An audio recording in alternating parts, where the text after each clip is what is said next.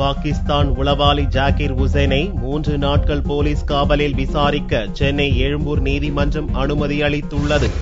தமிழகத்தில் உளவு பார்த்ததாக பாகிஸ்தான் ISI உளவாளியான இலங்கையைச் சேர்ந்த ஜாகிர் உசைன் கடந்த 29ஆம் தேதி கியூ பிரிவு போலீசாரால் சென்னை மண்ணடியில் கைது செய்யப்பட்டான். கள்ளநோட்டு மாற்றுதல், சென்னையின் முக்கிய இடங்களான அண்ணா மேம்பாலம், அமெரிக்க தூதரகம், விமான நிலையம் உள்ளிட்ட பகுதிகளை படம் பிடிக்க முயன்றது உள்ளிட்ட பல்வேறு குற்றச்சாட்டுகள் அடிப்படையில் ஜாகிர் உசேன் கைது செய்யப்பட்டுள்ளான்.